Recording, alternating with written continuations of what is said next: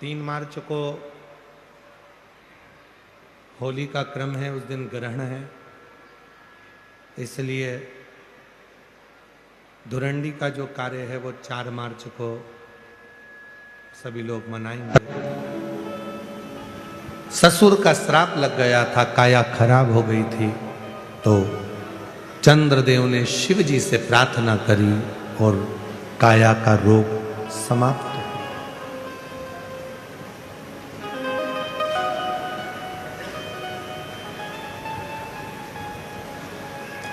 जैसे चंद्रमा के 28 दिन होते हैं और वो अपनी कालगड़ी के अनुसार चलता, उसी तरह नारी का भी रजोधर्म 28 दिन के अंतर्गत कालघड़ी से चलता। पर यदि थोड़ा बहुत भी रजोधर्म ऊपर नीचे दिन होने लगते हैं तो शरीर में कुछ ना कुछ कष्ट प्रारंभ होने लगता है। उस नारी को चंद्र की रोशनी में प्रयास करना चाहिए कि एक दुर्वा चंद्र की रोशनी में वो उसको चबा चबा कर खाए, तो रजो धर्म से जुड़ी हुई जितनी भी प्रॉब्लम होती है वो 2, 4, 8 दिन में पूरी समाप्त होना चालू हो जाती है और ठीक। चंद्र की रोशनी भी हमारे जीवन में सुख प्रदान करती है। ऐसा नहीं कि भगवान शंकर ने चंद्रमा धारण कर कर रखा है, हम दर्शन कर रहे हैं, शिव का स्मरण कर रहे हैं, सुख प्राप्त कर रहे हैं। कभी कभी सफेद भभूत होती है, भस्म होती है, सफेद चंदन होता है, तो हम क्या करते हैं, शंकर जी को त्रिपुंड तो लगाते हैं, साथ में शंकर के शिवलिंग पर एक चंद्रमा भी बना देते हैं। अपनी उंगली से अपने त्रिपुंड तो लगाया, वो थोड़ी सी भस्म लेकर या सफेद चंदन लेकर हमने चंद्रमा बना दिया। क्यों बना देते हैं चंद्रमा?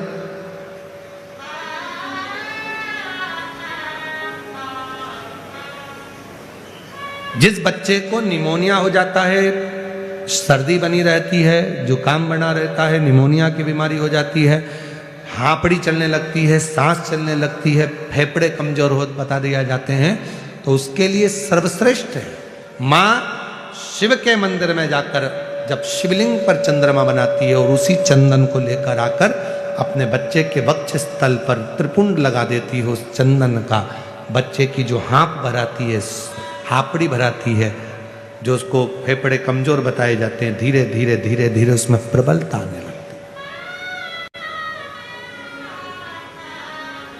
क्यों हम भगवान देवाधिदेव महादेव के शिवलिंग पर जल चढ़ाते हैं? जल चढ़ाने के बाद में अपने हाथ में भी अगर चंदन भी नहीं होता है तो हम पानी पर ही चंद्र बना देते हैं। त्रिपुंड तो लगाते हैं, पानी से ही चंद्र, हाथ ही फेर दें,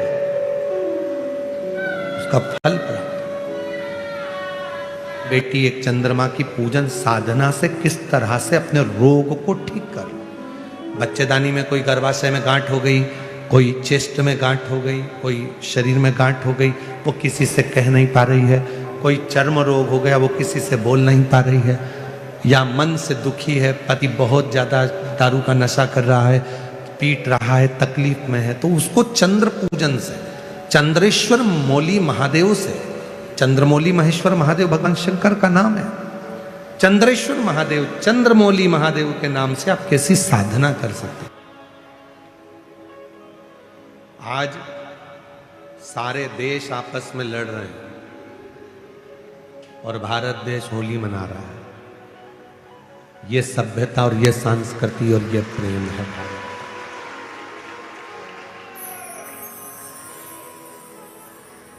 हमारा भारत, हमारा राष्ट्र, हमारी सभ्यता, हमारी संस्कृति, हमारा संस्कार हमें लड़ना नहीं सिखाता। हमारा संस्कार नमस्कार कर कर, एक दूसरे को प्रणाम कर कर होली के रंग फेरना, होली के रंग को लगाना, गुलाल लगाना सिखाता।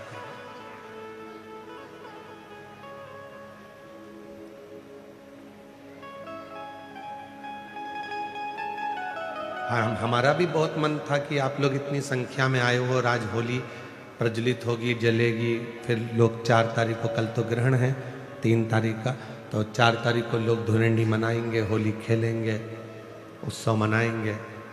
5 तारीख को महादेव की होली होगी। तो हमारा भी मन था कि हम आपके साथ में गुलाल की होली खेल कर जाएं, पर हमने मन में एक विचार करा कि एक बार भगवान शिव जी से पार्वती जी ने फागुन के महीने में एक लीला रची, और फागुन के महीने में माता पार्वती जी ने एक लीला ऐसी रची शिव जी के साथ में कि माता पार्वती जी शंकर जी के सामने से ओझल हो गई, कहीं छुप गई।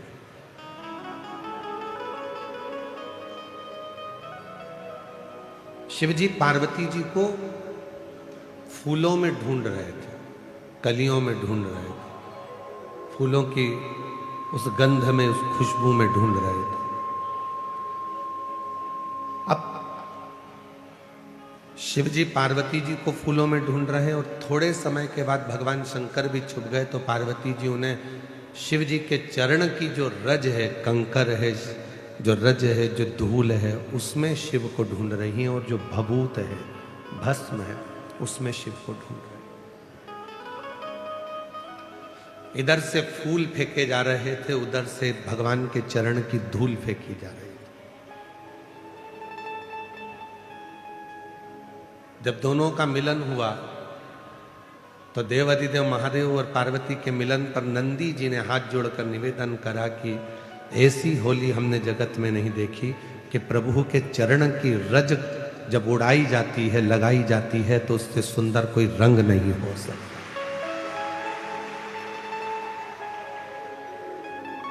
कहते हैं दुनिया के सारे रंग फीके हो जाते हैं, पर शिव भक्ति का रंग कभी फीका नहीं होता। शिव के चरणों का रंग, तो हम तो इतना कहेंगे कि आप जाते जाते इस कथा पंडाल की मिट्टी कोई एक दूसरे को लगा लोगे तो समझ लेना कि आपकी होली, आपका फागुन रंगमय हो गया, आनंदमय हो गया। और चंदन है इस देश की माटी, तपोभूमि हर ग्राम है, हर बाला देवी की प्रतिमा, बच्चा बच्चा राम है, जिसके सैनिक समर भूमि पर गाया करते गीता है, उसी माटी के हल्के नीचे खेली करती सीता है। ये चंदन है माटी, उस चंदन को ही अपने मस्तक पर चढ़ा लिया, अपने जीवन पर उतार लिया तो सुख है।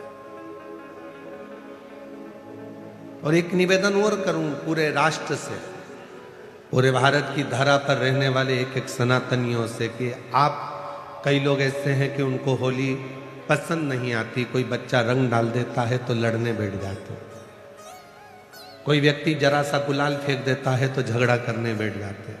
झगड़ा मत करो, उसको धन्यवाद दो।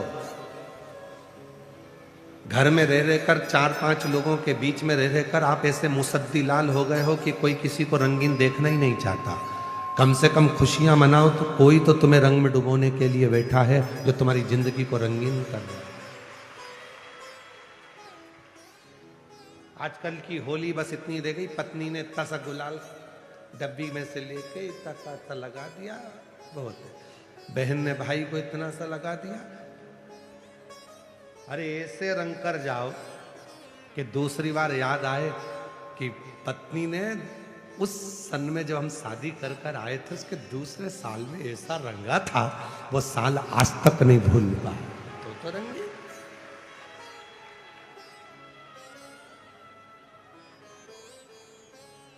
धोबिया धोए चाहे सारी उम्र।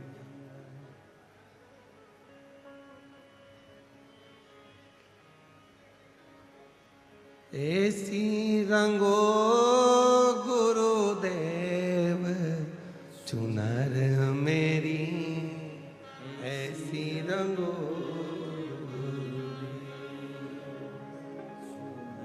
चुनर मेरी, ऐसी।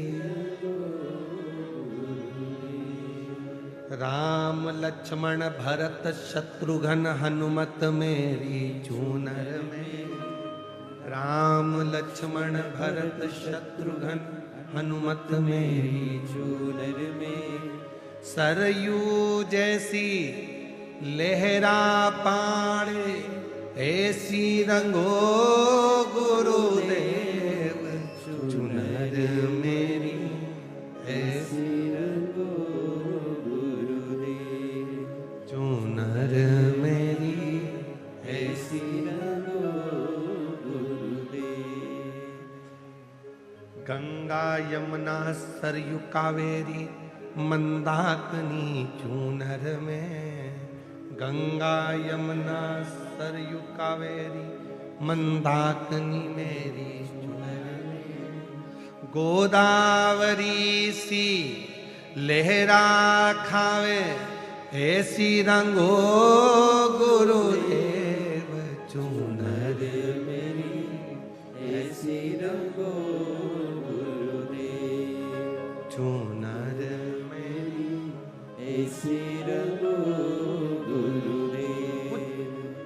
गुरु जो रंगे, शिव जो रंगे, फिर वो रंग कभी ना छूटे, कभी ना छूटे। कोई बच्चा आया तुम्हारे ऊपर रंग डाल दिया, खुश होना है, उससे लड़ना नहीं, उसके माँ बाप के पास झगड़ा करने मत जाना।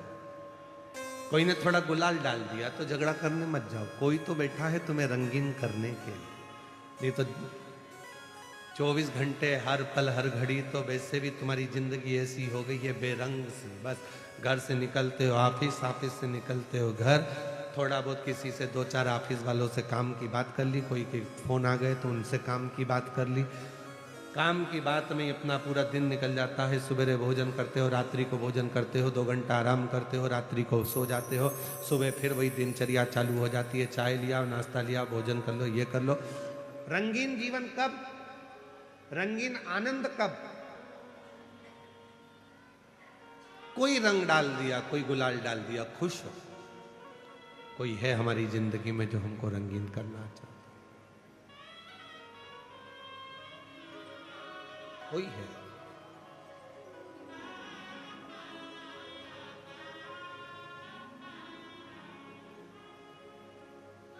उस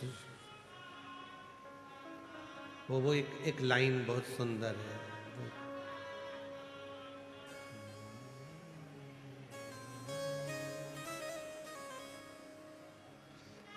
दीनानाथ तुम्हें आता है वो, लाई है हजारों रंग होली, कोई तन के लिए, कोई मन के लिए। ये होली कहते हैं कि शिव को, भगवान शंकर की जो भस्म है, जो राख है, जो रज है, उसका सुख है। कोई एक देवता ऐसा बता दो कि जिसके तन पर रंग चढ़ा और वो रंग कभी ना उतरा। कोई एक देवता बताओ जिसके तन पर रंग चढ़ा और वो रंग ना उतरा।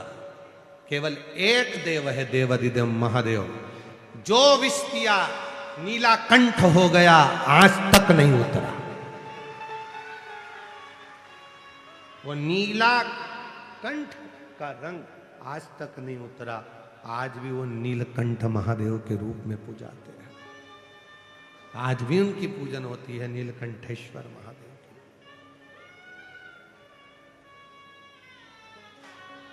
महाराज, आज दुनिया के लोगों के पास भोजन की कमी नहीं है, सब पेट भर कर भोजन करते हैं। बोलो बोलो, सब जम के बोलो, तुम्हारे घर में भोजन है कि नहीं है? जम के तो बोलो। सबके घर में भोजन है। आज भोजन की कमी नहीं है, सबसे ज्यादा कमी हो रही है तो भूख की कमी हो रही है, लगी नहीं रही है। डॉक्टर साहब 4 दिन से मेरे कुछ भा ही नहीं रहा, मेरे को भूख ही नहीं लग रही है। सिरप ले लो, ये सिरप पीना, थोड़ा भूख लगेगी। वो 8-10 दिन लग गई, उसके बाद वापिस वैसे। भोजन है पर भूख चली गई, भूख समाप्त हो गई, टेंशन में हो गई वो। ये दुनिया के जितने भी रोग हैं ना, ये डिप्रेशन से होते, चिंता से होते, टेंशन से होते। ये शुगर की बीमारी है ना, ये तुम्हारे खुद की उपज है, तुम्हारी खुद की फैक्ट्री है शुगर की बीमारी। पहले के जमाने में लोग, हम पूछो, पहले के जो बुजुर्ग लोग होते थे, जब नाथ द्वारा दर्शन के लिए जाते थे, तिरुपति दर्शन के लिए जाते थे, पंडरीनाथ का दर्शन करने के लिए जाते थे, तो मैं इतना मीठा खाते थे, इतना मीठा खाते थे, तो उनको शुगर होती थी क्या? घी, गुड़, इतना बड़ा बड़ा बट्टा गुड़ का पीस पीस के रोटी में मिला मिला के खा जाते थे। और आज के जमाने में जरा सा खा लो शुगर हो जाएगी। पहले के लोग इतना खाते थे, जितना खाते थे उतना मीठा बोलते थे मीठा, तो उनका शुगर का लेवल बराबर हो जाता था। अंदर शुगर जाती थी और मीठा बोलते थे तो शुगर बाहर आती थी। आज के जमाने में आदमी शुगर खा तो रहा है, मीठा खा रहा है, पर मीठा बोल नहीं रहा, तो वो जीवान से शुगर बाहर नहीं आ रही, तो वो नस में घुस गई,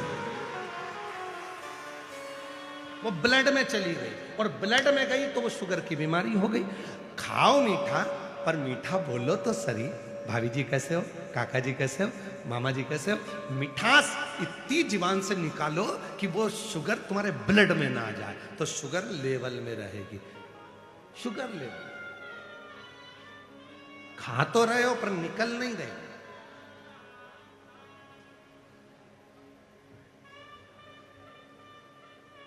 निकल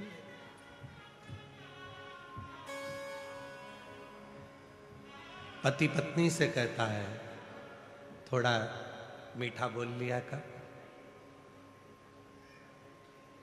पत्नी पति से कहती है दिन भर दुकान से आते हो, ऑफिस से आते हो, काम से आते हो, इतना चिड़चिड़ घर में करते हो, थोड़ा मीठा बोल लिया करो। गई सास बहू से कहती है बेटा तू इतने अच्छे परिवार की, सब कुछ अच्छा, खूब काम करती है, तो खूब बहू इतना काम करती है, इतना काम करती है, पर सास से पूछा जाए कि तुम्हारी बहू कैसी है? बहुत जोरदार गुरुजी, इतनी बढ़िया बहू है, सवेरे जल्दी उठना, काम करना, ये करना, वो करना, सबको चाय नाश्ता भोजन, कोई आया तो आतिथ्य सब करती है। फिर दिक्कत कुछ, बस केवल एक चीज खराब है, जीवान खराब। पूरा महीना अच्छा बोलेगी, एक हफ्ता अच्छा करेगी, पर वो जीवान से ना जाने क्या बोल जाती है, उसे सुझ नहीं देता। मुझे तो लगता कोई बाबा माबा लग गया इसको, इसकी जीवान ठीक नहीं। बस सब काम अच्छा है, उठेगी, बच्चों को पढ़ाएगी, खिलाएगी, सब कुछ करेगी, कपड़े भी धो देगी, तुम्हारे लिए भोजन मिला देगी, चाय भी बना देगी, सब कुछ कर लेगी, सब करेगी, पर वो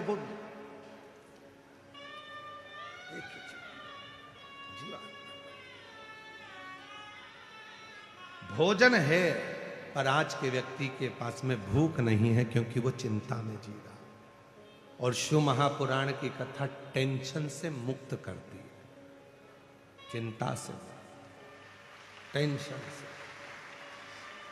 जितनी भूख तुम्हें घर में नहीं लगती, उतनी भूख तुम्हें कथा में लगती है, उतनी भूख लगती है। घर पे तुम 2 रोटी खाओगे और पेट भरा जाएगा, पर किसी भंडारे में, कोई भी भंडारा हो रहा हो, हनुमान जी का, राम जी का, दुर्गा जी का, पंडरीनाथ का, हरि विठल का, शिव पुराण का, कोई भी भंडारा हो रहा हो, मैं इतना मन लगेगा कि 2 रोटी की जगह 4 निपटाओगे और एक्स्ट्रा माल अलग, चावल भी आन दो, मीठा भी आन दो, नमकीन भी आन दो,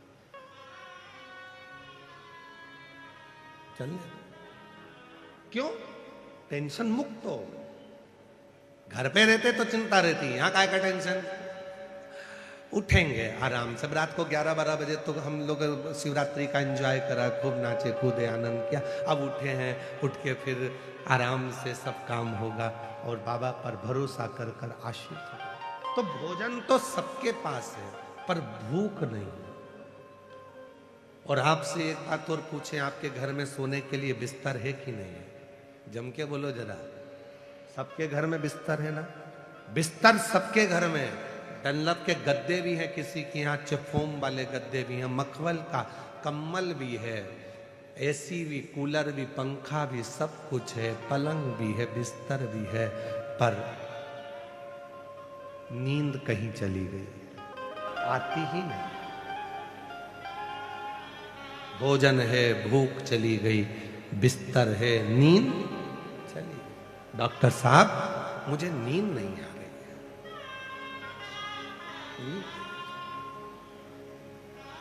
मेरी नींद नहीं चली।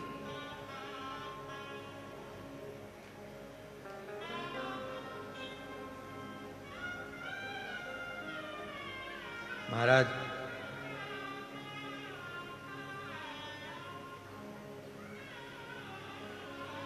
पहले मनुष्य की उम्र, गधा की उम्र, कुत्ता की उम्र, उल्लू की उम्र बराबर थी, 40-40 साल का।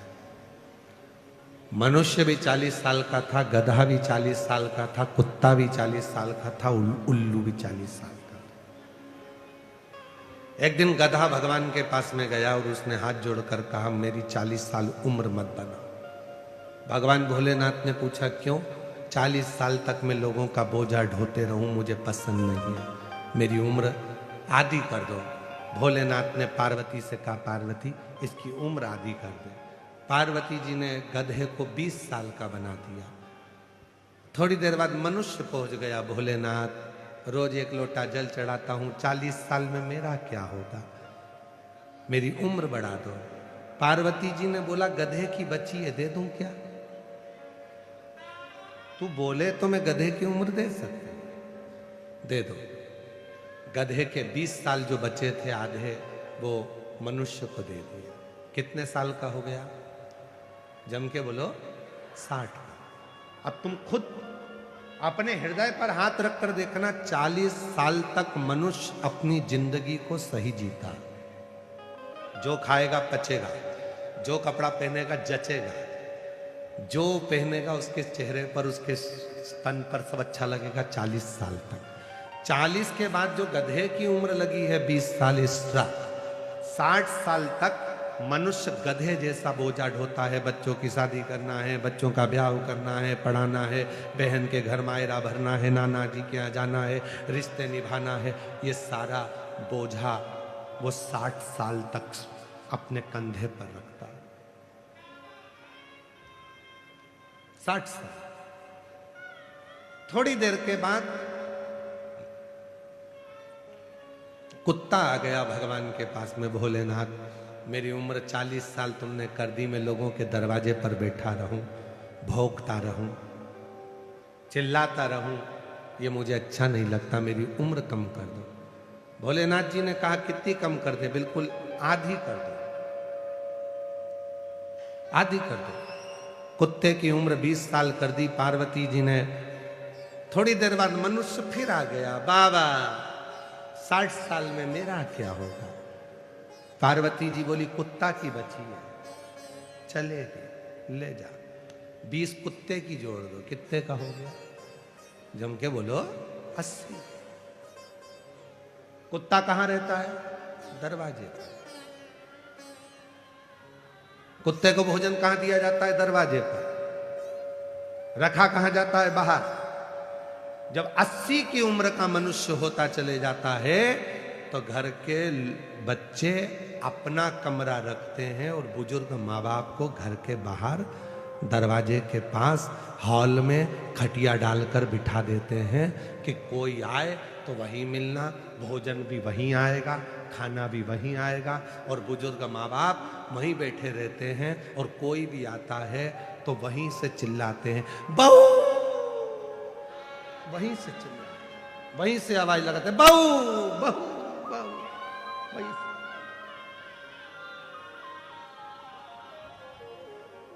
अस्सी साल की उम्र में मनुष्य दरवाजे पर पहुंच जाता। बची उल्लू की उम्र तो उल्लू आया, बाबा मेरी उम्र आधी कर दो। भगवान ने कहा, आधी उम्र? हाँ आधी, हाँ। भगवान ने 20 साल की उल्लू की उम्र कर दी। क्यों आधी? कि मैं रात रात भर जगता रहता हूं, मैं पेड़ पर टंगा रहता हूं, मेरी उम्र आधी कर दो। ठीक है, तू आज से 20 साल। मनुष्य आ गया, 80 में मेरा क्या होगा? बाबा भोलेनाथ जी ने कहा, मन और मसान कभी नहीं भरा। विसिल आ रही है, उसको कम करिए। मन और मसान कभी नहीं भरा था। 80 में मेरा क्या होगा? पार्वती जी ने कहा, उल्लू की बच्ची है, चलेगी? चलेगी। कितने का हो गया? 100 का। जब 100 की उम्र के लगभग में 80 पार करता है और 100 के करीब में आता है, 80 और 100 के बीच में जब आता है, 80 और 100 के बीच में जब पहुंचता है तो उल्लू की उम्र चालू हो जाती है। डॉक्टर के पास जाकर कहेगा डॉक्टर साहब नींद नहीं आ रही है। डॉक्टर कितनी भी टेबलेट दे दे, उसको नहीं मालूम डॉक्टर को कि उल्लू की लग गई। कितनी भी गोली खा ले नींद नहीं आ सकती। 2-3 घंटा सोएगा, रात को 1:30-2 बजे उठ के बैठ जाएगा, फिर नींद चली जाएगी, फिर थोड़ी सी आएगी, फिर जाएगी, फिर आएगी। बिस्तर है पर नींद नहीं, भोजन है पर भूख नहीं। आवाज को दे। स्कंद पुराण में वर्णन आता है कि भगवान शिव के पुत्रों में हेती और प्रहेती की भी कथा आती है। ये दोनों असुर हैं। हेती और प्रहेती दोनों असुर हैं। दोनों। जैसे आज होलिका का दहन होता है, होलिका जला रहे हैं, होलिका का दहन कर रहे हैं। कौन है? हिरण्यकशिपु, हिरण्याक्ष की बहन।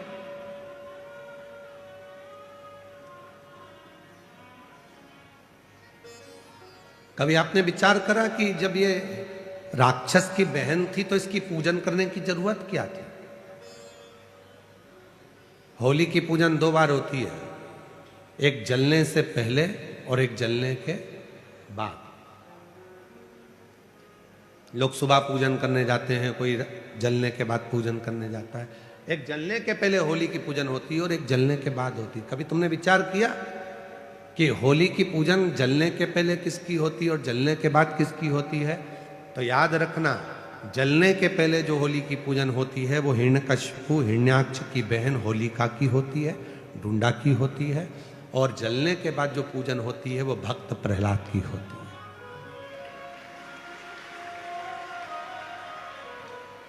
तो हम सनातनी, हम हिंदू, हम सनातन धर्म को धारण करने वाले, हम इस राक्षस की बहन की पूजन क्यों करें? हिरण्यकशिपु की बहन की पूजन क्यों करें? तो शिव महापुराण में चरित्र आता है हिरण्यकशिपु की बहन का। श्रीमद् भागवत में भी चरित्र है, विष्णु पुराण में भी चरित्र है, नरसिंह पुराण में चरित्र है, स्कंद पुराण में चरित्र है। हिरण्यकशिपु की बहन का नाम था ढूंढा। क्या नाम था? जम के बोलो, ढूंढा। इसलिए होली में लकड़ी नहीं जलाते, मोटे मोटे ढूंढ जलाते। मोटे मोटे जो लक्कड़ होते हैं उसको ढूंढ कहा जाता, तो वो जलाते होली में। लकड़ी नहीं, ढूंढ, मोटे मोटे लक्कड़।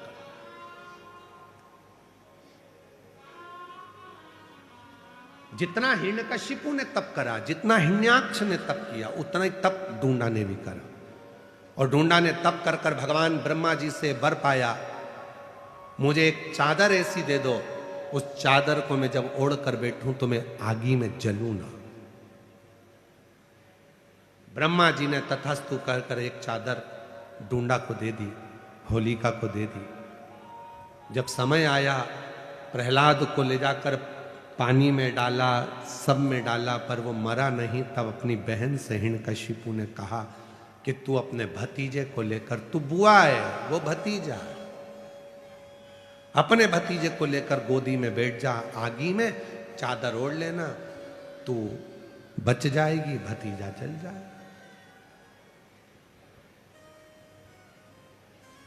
अब ऐसे तो बुआ का नाम बदनाम हो जाता कि बुआ ने भतीजे को आग लगा दी। पर कथा देखिए, दुनिया के लोग इस कथा को बहुत कुछ पलट देते हैं, पर शिव महापुराण कभी नहीं पलटी। शिव पुराण अपना पूरा उद्देश्य बताती है। चारों तरफ से अग्नि लगी, बुआ बैठ गई चादर ओढ़कर, ढूंढा अपने तन को ढककर, गोदी में प्रहलाद बैठ गया। बुआ को लगा मेरा भतीजा जल जाएगा। जब चारों तरफ से आग तेज होने लगी, भतीजा बुआ के गले लगा, तो बुआ ने अपनी चादर उतारकर अपने भतीजे पे डाल दी, खुद जल गई, अपने भतीजे को बचा लिया। बुआ खुद जल गई, अपने भतीजे को बचा लिया। उस दिन से कहते हैं कि बुआ शादी में पहले बुआ को बुलाओ, फंक्शन हो तो बुआ को बुलाओ, अच्छा काम हो तो बुआ को बुलाओ, शादी में, ब्याह में, मंगल कार्य में सबसे पहले बुआ को बुलाओ। क्यों? क्योंकि बुआ जिस घर में आती है उस घर में दुआ देती है, बद्दुआ नहीं देती है। बुआ जब मंगल कार्य में, शादी में, विवाह में, फंक्शन में आती है तो उस घर के सारी बुराइयों को बुआ अपनी झोली में भरकर बाहर फेंक देती है और अपने भाई के घर में, अपने मायके में दुआ देती है, सब फलो फूलो, उन्नति करो। वो बुआ। अब बताओ, ऐसी बुआ की पूजन करोगे कि नहीं करोगे? जम के तो बोलो। इसीलिए हमारे यहाँ होली जलने से पहले, इसीलिए उसका नाम था डूंडा। मरने से पहले उसने अच्छा काम कर कर भगवान की होली, इसलिए उसका नाम हो गया होली। अच्छा काम कर कर भगवान की होली, तो फिर उसका नाम होली हो गया। और वही होली का, इसलिए जलने से पहले जो पूजन होती है वो बुआ की होती है कि इतनी अच्छी बुआ जिंदगी में कभी नहीं मिल सकती जो खुद जल गई और अपने भतीजे को बचा।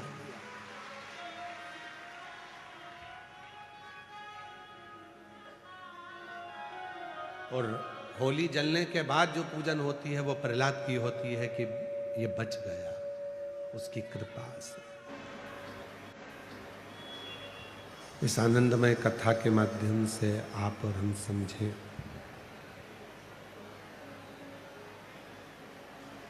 श्री प्रहलाद जी महाराज की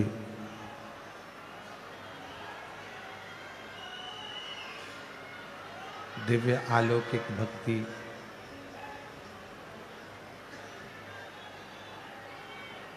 प्रहलाद जी महाराज की भगवान नारायण के प्रति जो अविरल भक्ति है।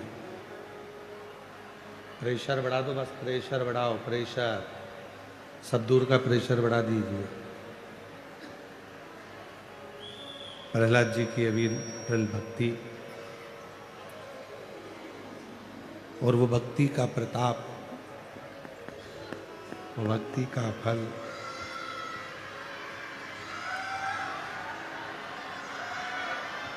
जो भगवान की अविरल भक्ति का फल है, वो भगवान श्री हरि नारायण ने दिया है।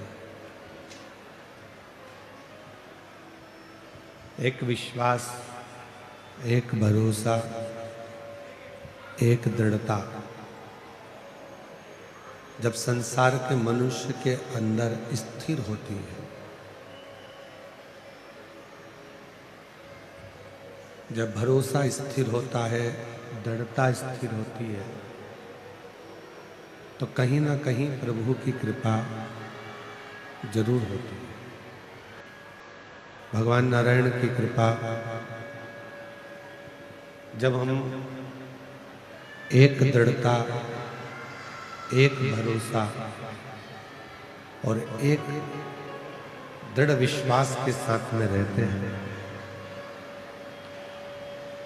तो कहीं ना कहीं प्रभु की कृपा, भगवान की कृपा होती जरूर है।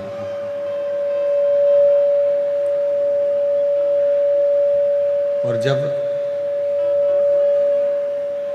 व्यक्ति का भरोसा टूट जाता है, वो कहीं ना कहीं अपने मन को स्थिर करने की जगह यहाँ वहाँ भटकाता है और वो मन स्थिर नहीं रह पाता। उसको लगता है कि मैंने परमात्मा का इतना भजन किया, मैंने भगवान की इतनी भक्ति करी, इतना स्मरण किया, उसके बाद भी भगवान मेरी सुनता क्यों नहीं? भगवान मुझे कुछ देता क्यों नहीं?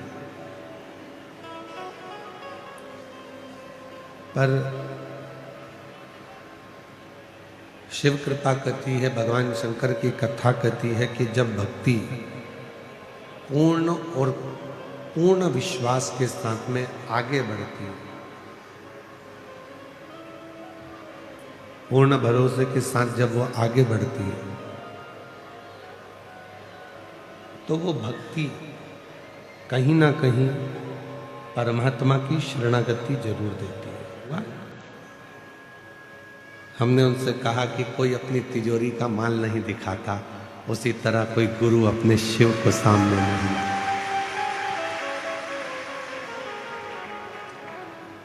उसके बाद वो एकदम चुप हो गए। उसको मालूम कि अपनी भक्ति, अपना भजन, जिस मंत्र को आप जप रहे हो, जिसको आप स्मरण कर रहे हो, जिसको खूब प्रेम करते हो, उसको कभी उजागर मत होने दो, उसको कभी दिखने मत दो।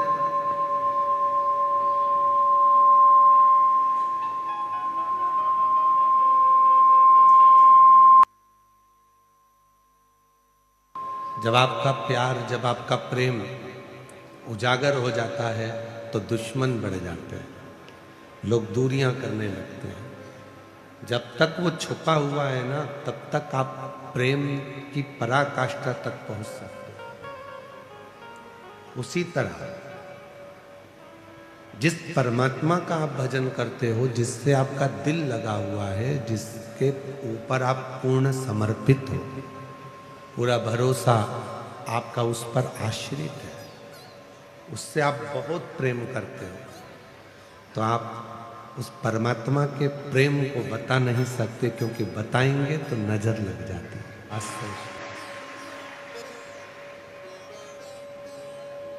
भरोसा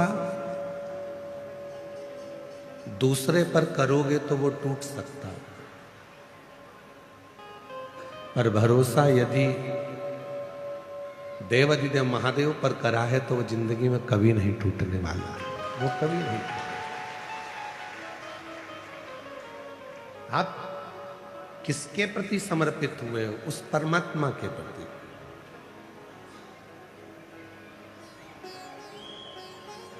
आप किसके हुए हो? उस परमात्मा। अब सौंप दिया इस जीवन का सब भार तुम्हारे हाथों।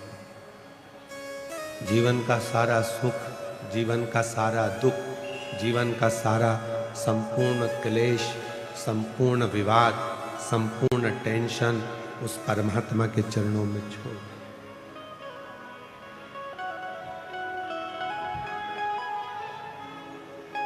जीवन का संपूर्ण क्लेश उस परमात्मा के चरणों में छोड़।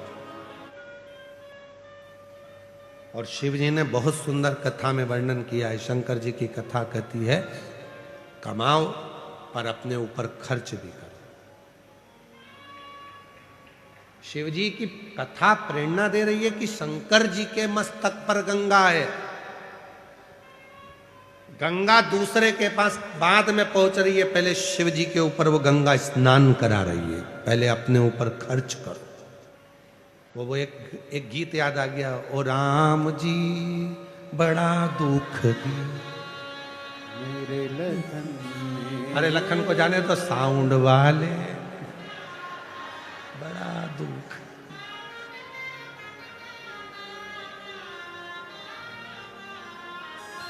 और क्या बोले?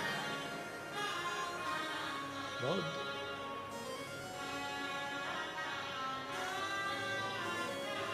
शिव तत्व को जानो, भगवान भक्ति को जानो। और जब भगवान की अविरल भक्ति, प्रेशर बढ़ा अंदर को, ना करना।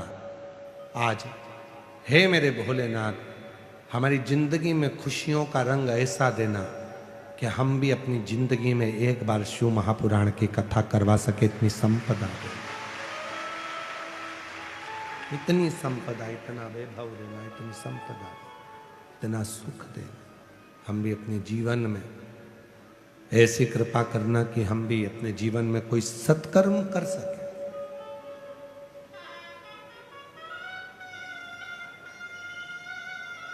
सुख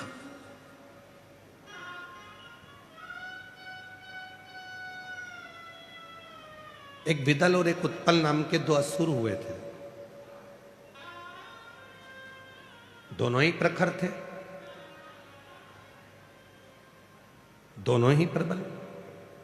और उसी तरह जैसे विदल और उत्पल दो असुर हुए और उन्होंने बहुत उत्पात मचाया, बहुत। उसी तरह दो असुर और हुए, हेती और प्रहेती। एक का नाम था हेती और दूसरे का नाम था प्रहेती।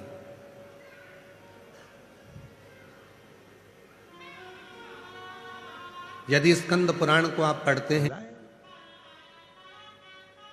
होली का जो तुम कहे ये असुर है, जरूरी नहीं कि असुर का दिल नहीं होता। हो सकता है कोई व्यक्ति बहुत गुस्सा करता है, क्रोध करता है, अपशब्द बोलता है, बहुत ज्यादा आड़ा टेढ़ा बोलता है। हो सकता है वो भी बहुत प्रेम करता हो,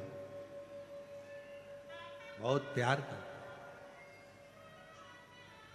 कभी कभी प्यार में भी क्रोध आ जाता है।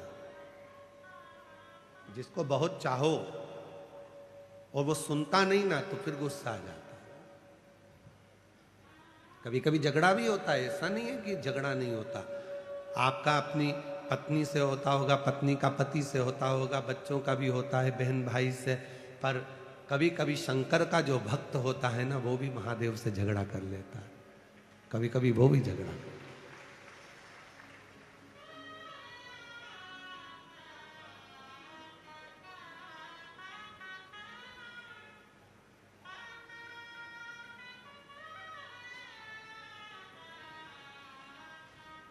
गोरा जी को साथ राखे नंदी द्वारे थाड़ा जी।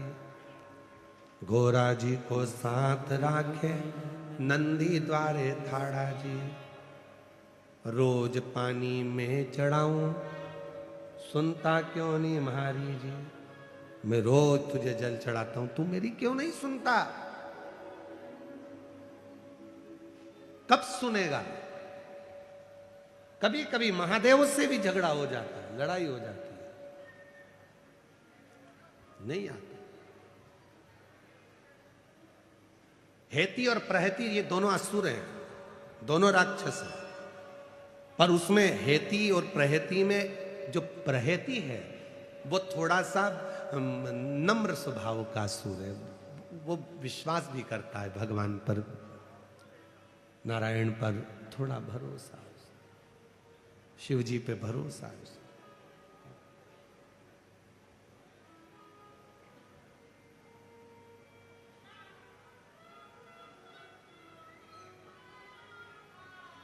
कोई कोई अपनी भक्ति को दिखा देता है, कोई कोई नहीं दिखाता है। एक पति पत्नी थे, बहुत अच्छे सेठ थे, बहुत पैसा था, खूब भोजन कराते थे। धर्म पत्नी अपने पति से कहती थी, देखो मैंने इतने सारे लोगों को भोजन करने बुलाया है, तुम दक्षिणा दो। पति कह देता, मैं नहीं दूंगा, तू दे। मैं मंदिर जाती हूं, तुम मंदिर चलो। पति बोला, मैं नहीं जाऊंगा, तू जा।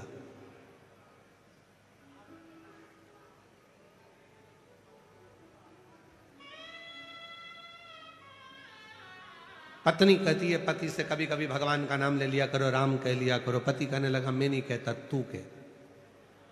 पति नहीं सुना।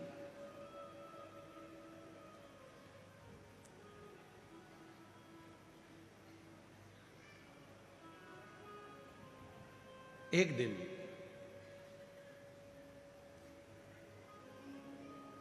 पति चक्कर खाकर नीचे गिरा और बहुत सारे लोगों ने देखा, उठा, जल का छींटा दिया। पति उठा तो लोगों ने कहा, महाराज सेठ जी आज गजब काम हुआ, तुम्हारे मुख से कभी राम का नाम नहीं सुना था, पर आज राम तुम्हारे मुख से निकल गया।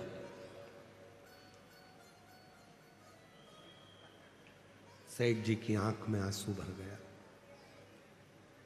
नेत्र बंद कर रहा है। और सेठ जी ने कहा, सत्य बोलो, क्या मेरे मुख से राम निकल गया? हां, सबसे पूछ लो, आज आपके मुख से राम निकल गया। सेठ जी ने हाथ जोड़कर कहा, जिस राम को मैंने अपनी तिजोरी में छुपा कर रखा था, आज वो निकल कैसे गया? और सेठ जी ने प्राणों को त्याग दिया। जिस राम को मैंने छुपा कर रखा था, भक्ति दिखाई नहीं जाती, भक्ति को दिखाया नहीं जा सकता। मैंने जिसको अंदर छुपा कर रखा उसे कैसे प्रस्तुत कर दूं।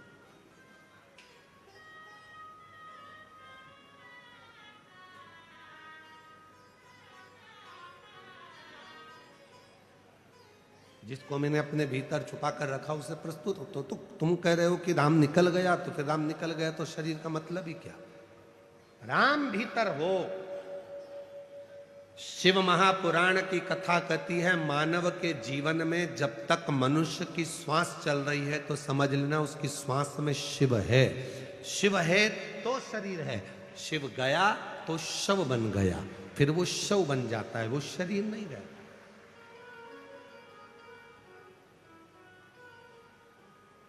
और करना क्या है? शिव जी के मंदिर में हम जाकर एक लोटा जल क्यों चढ़ाते हैं?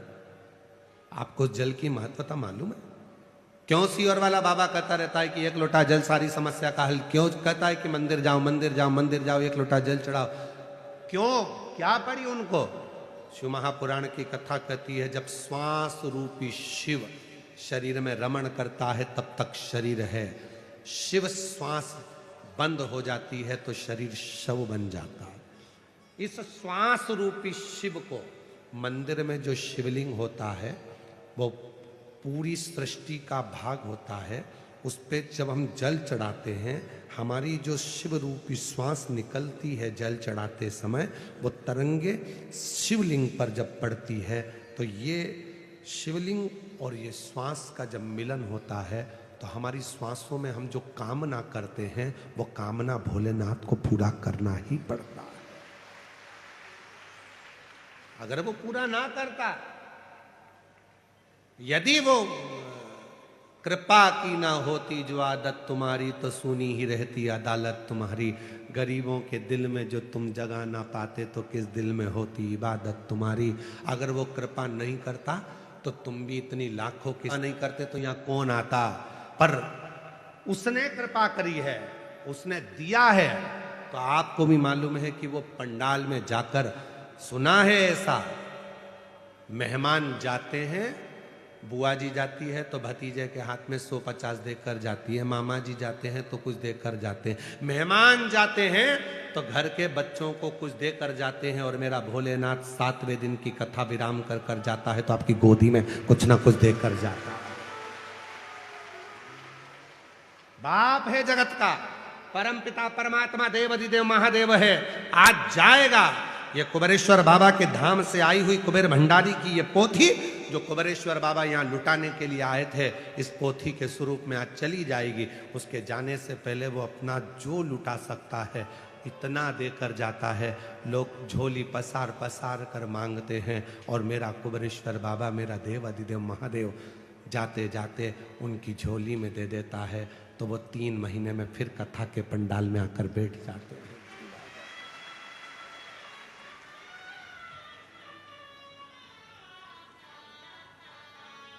और रिश्ता तेरा मेरा सबसे है प्यारा, रिश्ता तेरा मेरा सबसे है प्यारा। तू मेरा बाबा, मैं हूँ तेरा लाला, मैं हूँ तेरा लाला। तू मेरा बाबा, मैं हूँ तेरा लाला, मैं हूँ तेरा लाला। जाते जाते वो भी बहुत कुछ देकर जाएगा, खाली नहीं भेजेगा। इसलिए लोग समापन के दिन एक दिन पहले शिवरात्रि मनाते हैं, दूसरे दिन रात रुककर सुबह सुबह बाबा से झोली पसार मांग कर अपने घर को चलते हैं।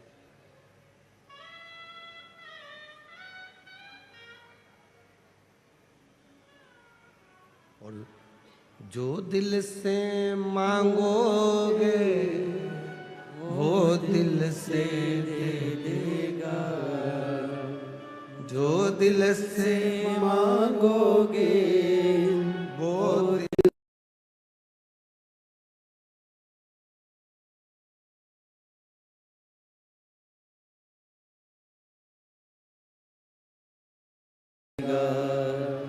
मेरा भोला भंडारी है। खाली झोली भर देगा। जो तुमने मांगा, जो तुमने कहा वो देगा। बस थोड़ा सा उसके प्रति विश्वास, भरोसा, दृढ़ता ये आपके भीतर हो, देगा।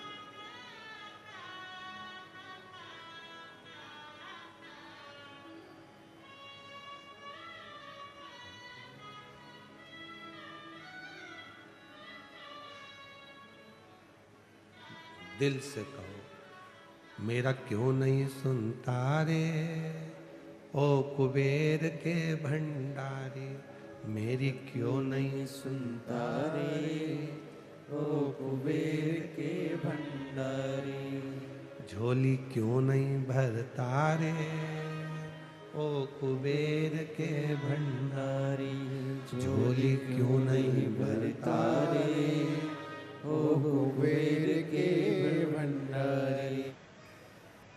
आप दिल से उससे कहते हो, वो दिल से सुनता।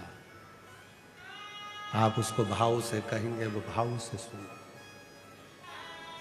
और खाली न जाता कोई दर से तुम्हारे, खाली न जाता कोई दर से तुम्हारे, मैं भी खड़ी हूँ नंदी बाहें पसारे, अपने गले से लगा लो, गिरा जा रहा हूँ, उठा लो, भोले अपने दर से अब तो न टालो, गिरी जा रही हो, उठा लो, उससे प्रार्थना। वो खाली नहीं भेजेगा। जितने कथा के पंडाल में बैठे हो, विश्वास से यदि आपने कथा 7 दिन की श्रवण करी है, मेरा भोले बाबा खाली नहीं भेजेगा, झोली भर कर भेजेगा, खूब खूब कृपा कर भेजेगा।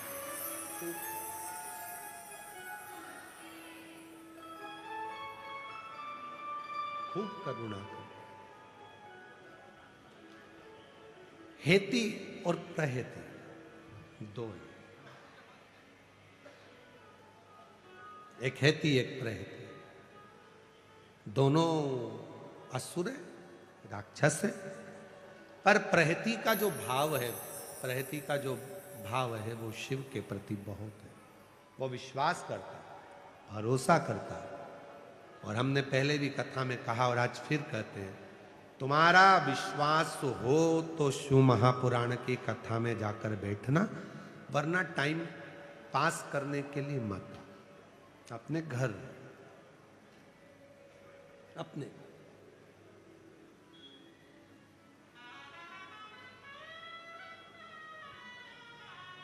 टाइम बर्बाद करने के लिए बिल्कुल मत आओ कि यहां पर भीड़ बढ़ाने के लिए। पास के साथ केकर जाना। 10 मार्च को भुसावल महाराष्ट्र में कथा है, बाबा से केकर जाना। भले 3 महीना में तू पूरा करता है, पर मेरी मनोकामना तो तू इतने दिन में पूरी कर दे। मैं भुसावल में पत्र भेजूंगी, पत्र मैं वहां पत्र भेजूंगा, प्रार्थना।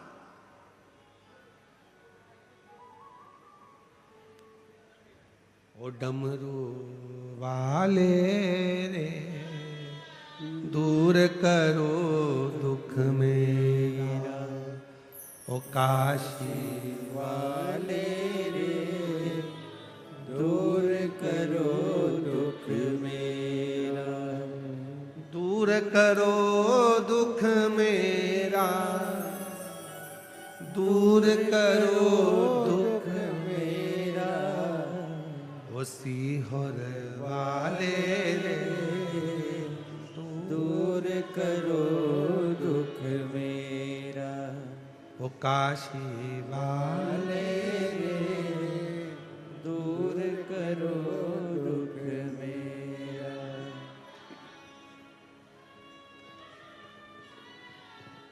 उससे प्रार्थना करते रहो, उससे निवेदन करते रहो, उससे विनय करते रहो, वो सुनेगा। भाव से कहोगे तो सब कुछ, बहुत कुछ। शिव कथा कह रही है, हेती प्रहेती असुर है, पर उसमें से प्रहेती का मन शिव के प्रति विश्वास था। शिव के प्रति, शिव मेरा,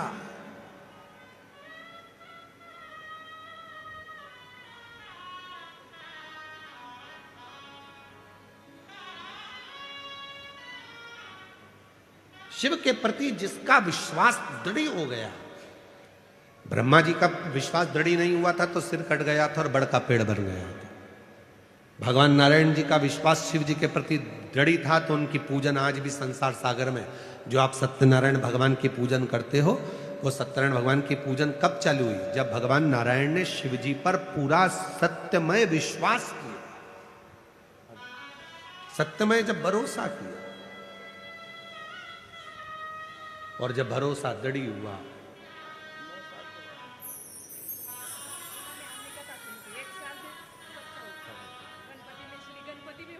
बाबा की कृपा 9 साल के बाद बच्चा हुआ है। एक बार जोरदार ताली बजाकर नमन करो बाबा को, नमन करो। आंसू पोछो, आंसू पोछो जी।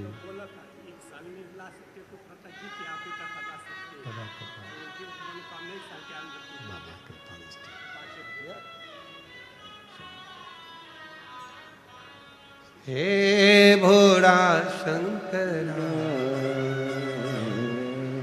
हे भोला शंकरा, आवड तुला बेलाची, आवड तुला बेलाची, बेलाच्या पानाची, हे भोला शंकरा, शंकरा, हे भोला शंकरा, शंकरा, हे भोला शंकरा, आवड तुला बेलाची, आवड तुला बेलाची, बेलाच्या पानाची, हे भोला शंकरा, हे भोला शंकरा।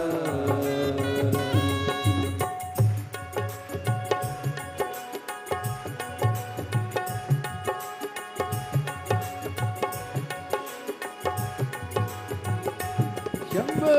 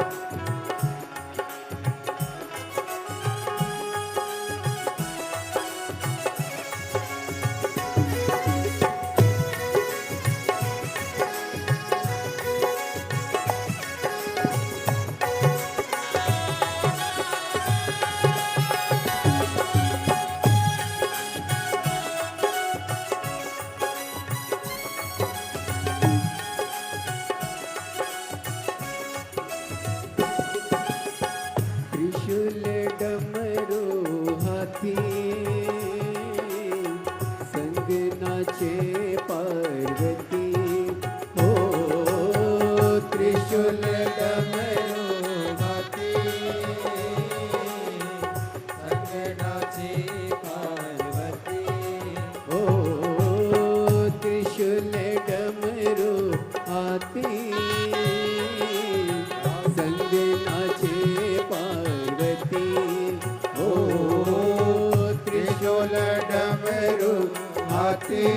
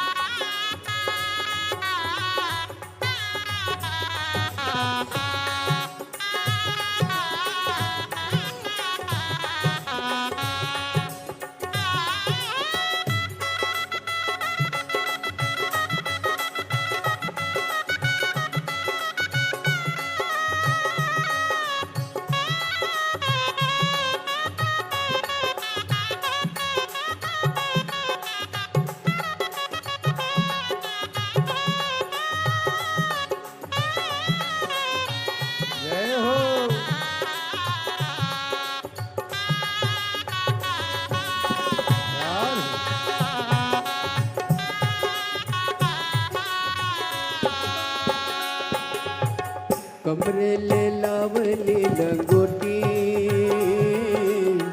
गळत ना गोबा डोलती हो कमरे में लावली लंगोटी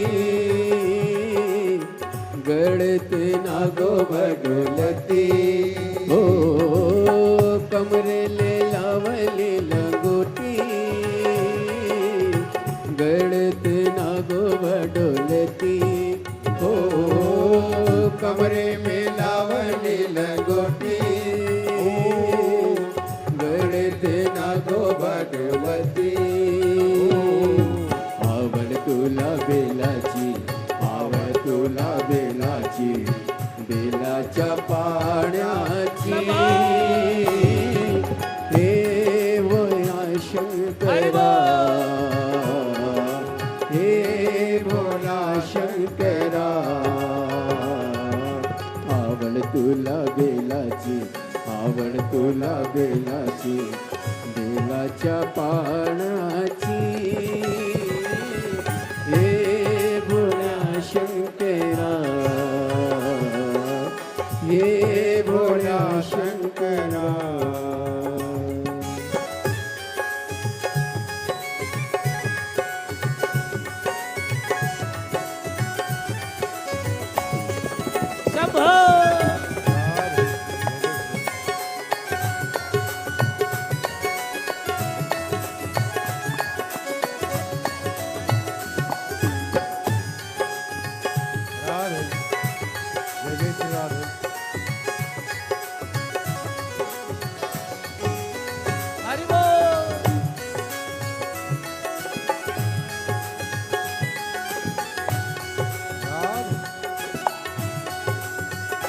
शंभो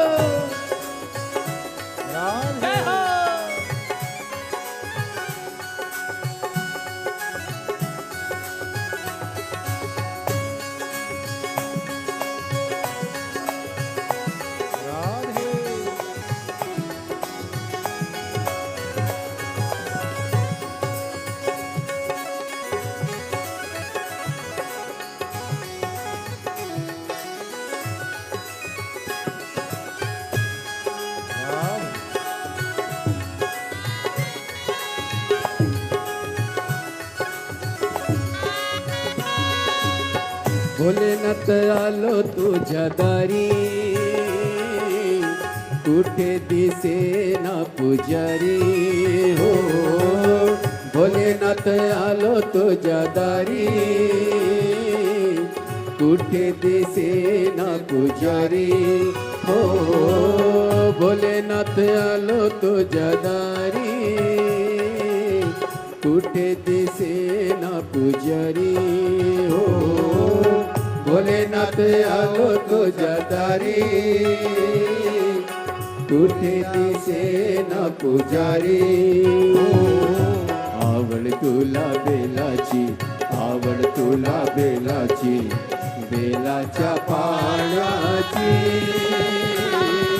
हे भोळा शंकरा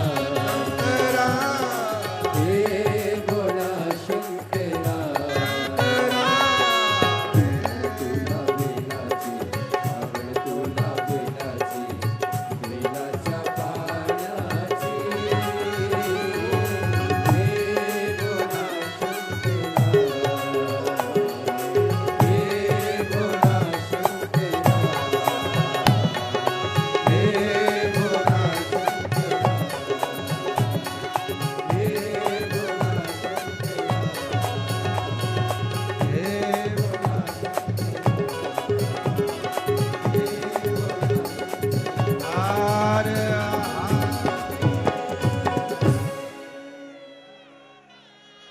अपने स्थान पर बैठकर बाबा को अपने मन का भाव करो, दिल से प्रार्थना करो, विनय करिएगा, निवेदन करिएगा।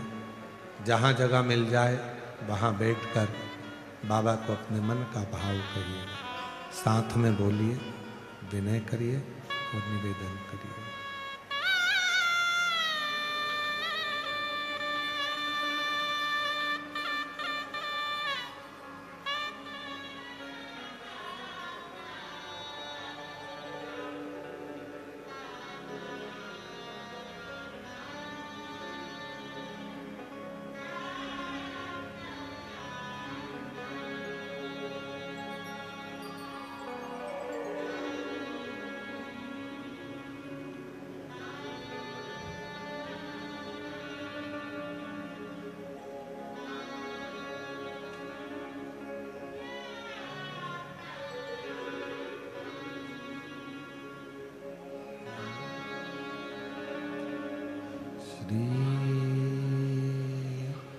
शिवाय नमस्तु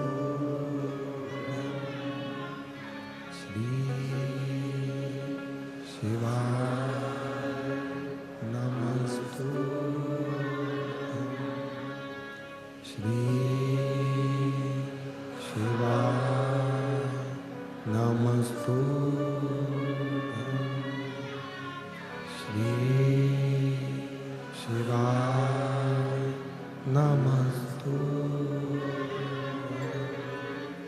श्री शिवाय नमस्तु भोला सब दुख काटो ओ भोला सब दुख काटो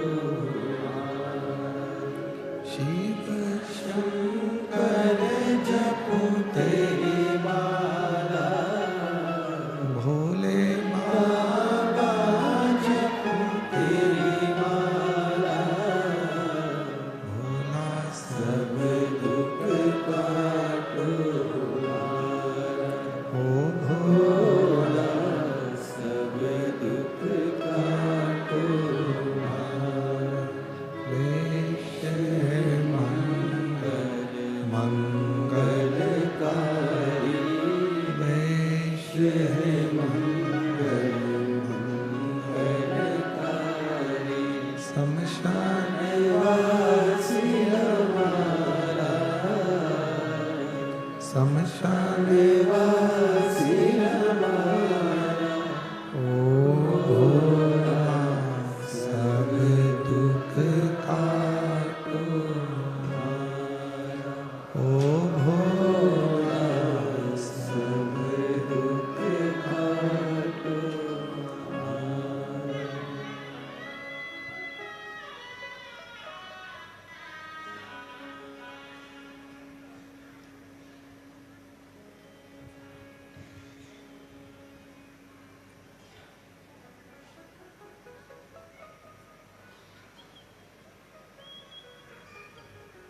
बाबा देवाधिदेव महादेव भगवान शिव ओगरदानी त्रिकालदर्शी कैलाशी अविनाशी भगवान शंकर की पवित्र कथा वर्णन कर रही है। हेती और प्रहेती ये दो असुर हैं और प्रहेती का विश्वास शिव जी के प्रति प्रबल है।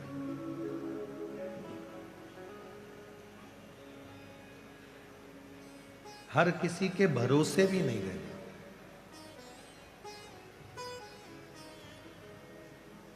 सबसे कीमती चीज है भरोसा, विश्वास। हर किसी पर कर भी नहीं सकते, पर एक छाती ठोककर दिल से केवल एक भरोसा आप कर सकते हो और वो है देवाधिदेव महादेव पर भरोसा। वो कभी टूटता ही नहीं।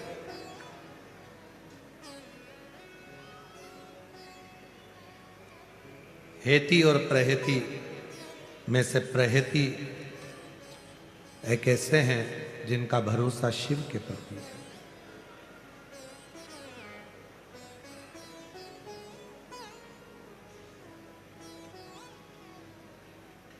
जैसे संध्या काल में लगाया गया दीप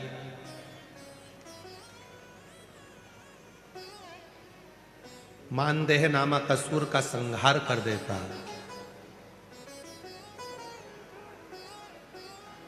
प्रतिदिन एक नियम बनाकर रखना चाहिए कि रोज शाम के समय पर अपने घर में प्रदोष काल के समय पर एक दीप जरूर लगाना चाहिए। और यदि बेलपत्र का वृक्ष है तो उस बेलपत्र के वृक्ष के सामने भी एक दीप अवश्य लगाना चाहिए।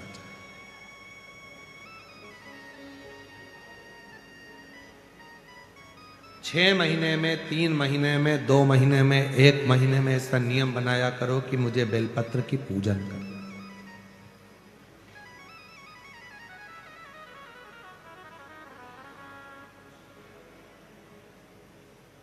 स्वयं माता लक्ष्मी जी ने भगवान नारायण को पाने के लिए बेलपत्र का पूजन किया। जब इंद्र की पूरी सत्ता चली गई थी, सारा की सारा धन इंद्र का चले गया था, असुरों ने उस इंद्र के सिंहासन पर अपना कब्जा जमा लिया था, तब इंद्राणी ने, स्वयं सची माना, इंद्राणी ने शिव जी की साधना करी, बेलपत्र के वृक्ष के, बेलपत्र की पूजन करी।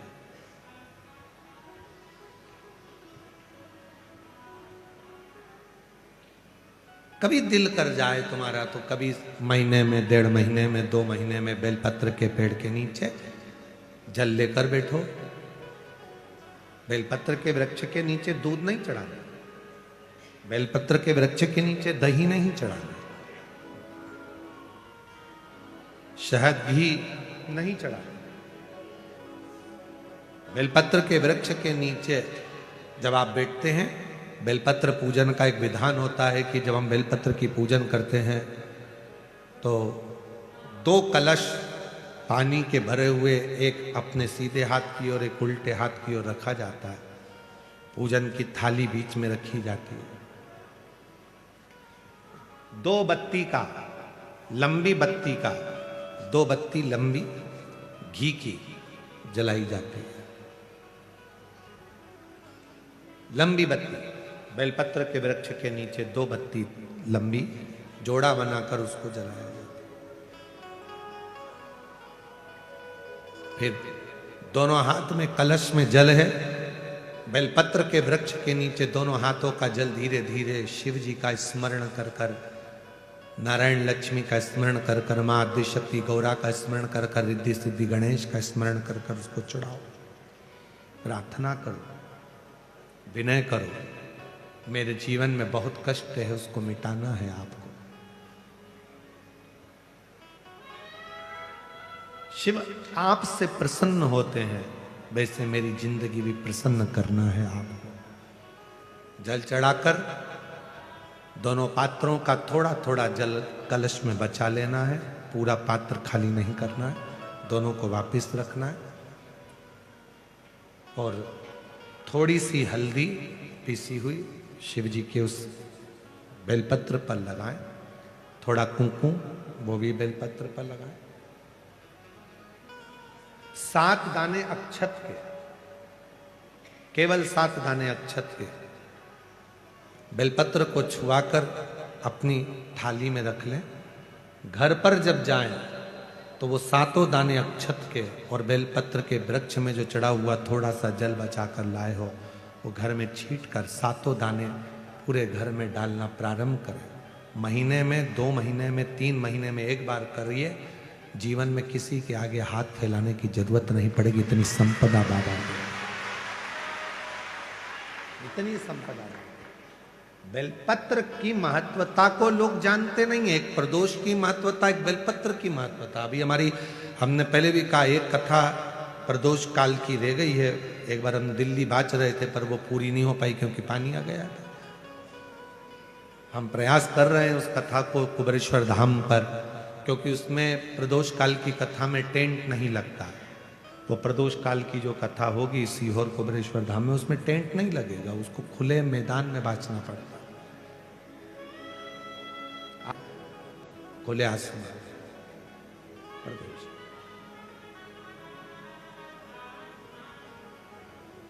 शिव तत्व को जान, बेलपत्र की महत्वता को जिसने जान लिया, आज लोग बेलपत्र को जान रहे हैं कि बेलपत्र खाने से शुगर, बीपी, थायराइड जैसी बीमारियां भी ठीक हो जाती हैं। उस बेलपत्र की महत्वता को जान। और फिर निवेदन है, आपके शरीर में कष्ट है तो बेलपत्र का सेवन करो। रोज रोज बेलपत्र वैसे ही नहीं खाना। कई बार बेलपत्र खाने से मुंह में छार छार पन आ जाता है, कई बार मुख का स्वाद भी कम हो जाता है बेलपत्र खाने से। तो निवेदन है, रोज रोज ना खाइए, जब जरूरत है। और जरूरी नहीं कि आप 3 पत्ती यहाँ से जो बेलपत्र दी जाती है, 7 दिन तक जो रोज एक बेलपत्र दी जाती है, वो तो खाने के लिए दी जाती है। पर समापन के दिन की बेलपत्र तो खाने की नहीं रहती, उसको तो ले जाकर लोग लाल कपड़े में बांध अपने घर में रख देते हैं तिजोरी में। आखिरी दिन की बेलपत्र तो वैसे भी तिजोरी का भंडार के लिए होती है। तो जो बेलपत्र होती है, जरूरी नहीं कि तुम पूरी बेलपत्र खाओगे तो दवाई असर करेगी। बेलपत्र का अग्रण्य भाग का थोड़ा सा पत्र भी यदि हम पा लेते हैं, उसको ग्रहण करते हैं, तो वो भी उतना असर करता है। और रोज खाने की जरूरत नहीं है। रोज अगर शिव मंदिर जा रहे हो, शिवालय जा रहे हो, शंकर जी के मंदिर जा रहे हो, देवालय जा रहे हो, तो बेलपत्र लाओ, वहां से मना नहीं है। उसको इकट्ठा करो, एकाग्रित कर सुखा लो। सुखाकर रोज शिव जी की चढ़ी हुई बेलपत्र को सुखाकर फिर उसका चूरा बना लो। जब तुम्हें लगे कि शुगर गड़बड़ हो रही है, बीपी गड़बड़ हो रहा है, थायराइड गड़बड़ हो रहा है, तो एक चुटकी उसमें से लेके निगल लो, पानी पी लो। बाबा की कृपा से आधा घंटा, 1 घंटे में वो sugar, BP, thyroid sub level में आना प्रारंभ हो गया। उस बेलपत्र की महत्वता को जिसने जाना, कभी कुबेरेश्वर धाम जाओ तो कुबेरेश्वर बाबा के धाम पर जो 200-300 साल पुराना, जो 300 साल के ऊपर पुराना बट वृक्ष है, जहाँ बाबा बैठे हैं, बटकेश्वर महादेव, उसका दर्शन करो। उस पेड़ की छांव में बैठकर बाबा का मंत्र जाप करो।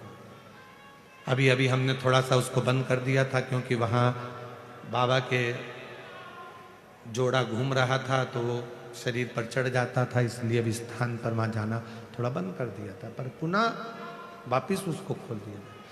बेलपत्र की वाटिका है छोटी सी, उस बेलपत्र की वाटिका के पास में बैठकर भगवान शिव का नाम उच्चारण करो, नाम स्मरण।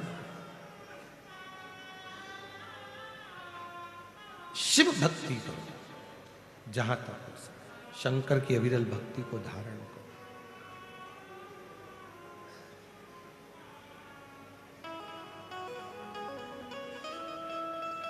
शिव की साधना, आराधना जीवन को सुख देती है। बेलपत्र का वृक्ष का पूजन अर्चना हमें आनंद प्रदान करती है। हेती और प्रहेती में से प्रहेती का विश्वास दृढ़ हो गया, और इतना विश्वास दृढ़ हुआ कि प्रहेती अब गलत काम नहीं करता, श्रेष्ठ कर्म करता। एक बार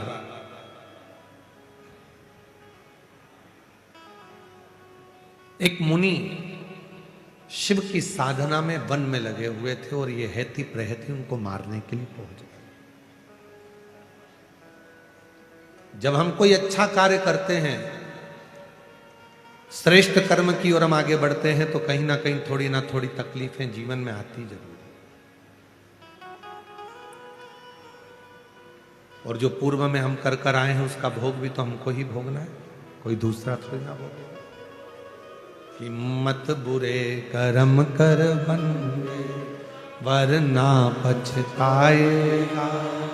भगवान की आंखों से तू बच नहीं पाएगा, तू बच नहीं पाएगा।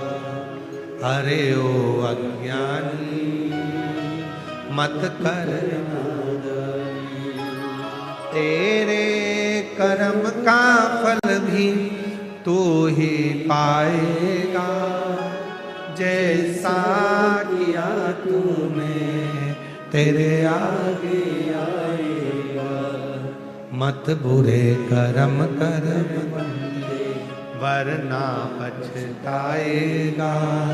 भगवान की आंखों से तू बच नहीं पाएगा, तू बच नहीं पाएगा। अपने कर्म का भोग अपने को खुद भोगना है, कोई दूसरा नहीं भोग सकता, कोई दूसरा नहीं भोगेगा। इसीलिए कहते हैं कि घर के प्रत्येक सदस्य को मंदिर जाने की आदत लगाओ, एक लोटा जल चढ़ाने की आदत लगाओ। कौन का भाग्य क्या है, कौन का कर्म क्या है, किसको मालूम। गुरु की करनी गुरु भरेगा, और चेला की करनी चेला। उड़ जाएगा हंस आके। तुम जैसा कर्म करोगे वैसा तुम्हें भोगना, कोई दूसरा तो नहीं भोगने वाला। आम का पौधा लगाओ और सोचो कि इसमें बमूल लगे या ना लगे, आम आम ही लगेगा, बमूल बमूल ही लगेगा। तब हेती प्रहेती पहुंचे और वो एक मुनि बैठे थे, तपस्या कर रहे थे, साधना में डूबे हुए थे, बड़ा शांत थे, बड़ा वन पूरा शांत, एकदम शांत।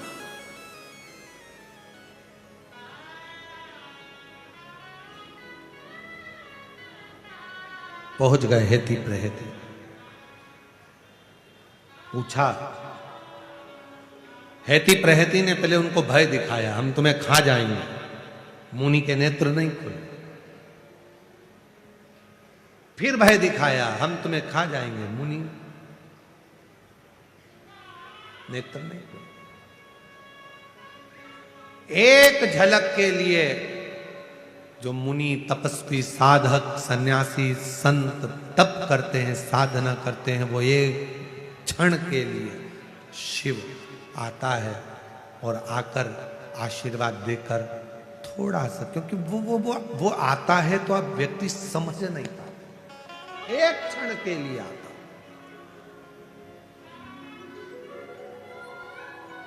आया था कथा के चौथे दिन, एक क्षण के लिए आया था, एक क्षण। और वो आता है तो सब कुछ हिला देता है।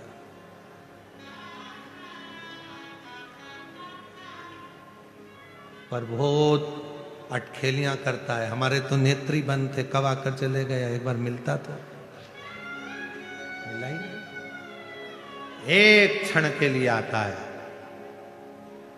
तुम घबराने में लग जाते हो और वो तुम्हें छूकर वर देकर चला जाता है। एक क्षण। किसी को लगा यहां से उड़ गया, किसी को लगा टेंट उठ गया, कोई कहे वो उड़ गया, कोई कहे वो आया, उसने अपनी उपस्थिति दर्ज कराई और चला गया। उसको पहचानना, उसको जानना बहुत कठिन, बहुत कठिन। कभी आता है, धूप बहुत तेज पड़ती है तो बादल की छाया कर कर चला जाता है, कथा सुन लो फिर मैं जाऊं। कभी आता है किसी रूप में, वो कोई भी रूप धर कर आएगा, उसको पहचानना कठिन है बहुत।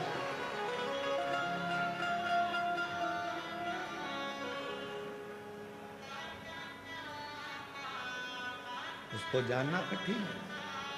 हेती प्रहेती ने कहा, मुनिवर तुम आग बंद करे हो, हम तुम्हें भय दिखा रहे हैं, डरा रहे हैं, तुम डर ही नहीं रहे हो।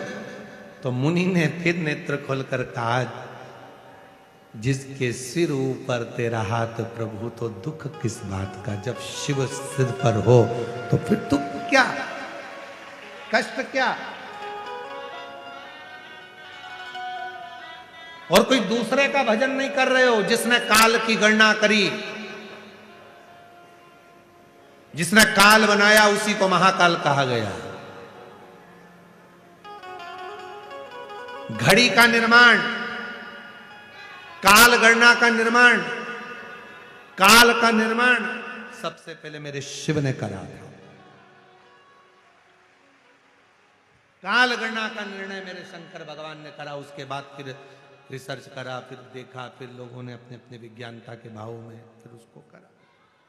पर प्रथम काल गणना शिव के हाथ। इसीलिए आप लोगों से कहते हैं, घड़ी खराब हो जाए कपड़े वाले की दुकान पर लेकर मत जाओ। कपड़ा वाला कहेगा मैं क्या करूंगा इस घड़ी का, कैसा बिगड़ गई है, सही नहीं चल रही है, देखो ना। कपड़े वाला कहेगा मेरे पास थोड़ी ना इसकी सुधराई होगी। फिर लेकर किराने वाले के पास में घड़ी मत लेकर जाओ, किराने वाला इस घड़ी को सही नहीं करेगा। वो कहेगा मैं क्या करूंगा इसका, मेरे पास थोड़ी ना औजार है। फिर इसको लेकर तुम सोने की दुकान पर, सुनार की दुकान पर मत जाओ, सोने वाला भी घड़ी को सही नहीं करेगा। घड़ी को सही करना है तो घड़ी वाले की दुकान पर जाना पड़ेगा।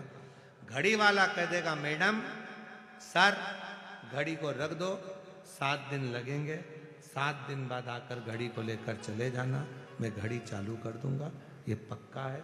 वो घड़ी वाले के पास ले जाकर घड़ी को दिया, 7 दिन उसने सुधारने में लगाया और 7 दिन में घड़ी सुधार कर दे दी। उसी तरह तुम्हारा अगर समय बेकार चल रहा है, अच्छा नहीं चल रहा, तो 7 दिन शिव महापुराण की कथा में इस घड़ी वाले के पास आ जाओ, वो घड़ी सुधार देगा। तो 7 घड़ी सुधार, फिर तो घड़ी अच्छी चलेगी तो सब अच्छा दिखेगा।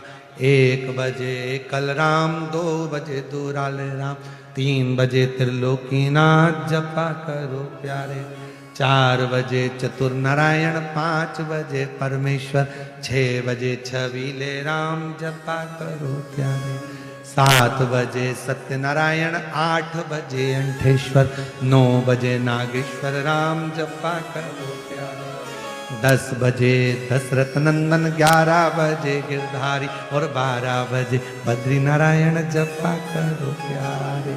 ये घड़ी जब सुधरती है तो हर पल हर घंटे में वो परमात्मा याद आने लगता है और समय अच्छा चलना प्रारंभ हो जाता है। अच्छा चलेगा। पर ये इंद्रियां है ना, ये जाने नहीं देती। इंद्री सबसे बुरी। नेत्र कहते हैं कहां देख रहा है, चल इधर देख, नेत्र भटक जाता। श्रवण को, ये सब बीमारियां हैं, ये सब बीमारी।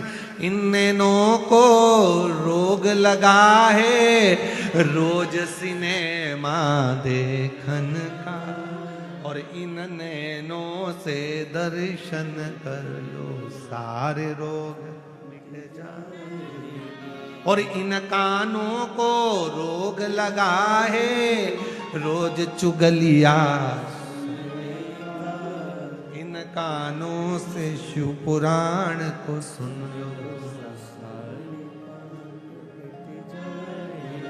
और इस जिह्वा को रोग लगा है तेरी मेरी करने का, इस जिह्वा से श्री शिवाय नमस्तुभ्यं जप लो सारे रोग मिटे।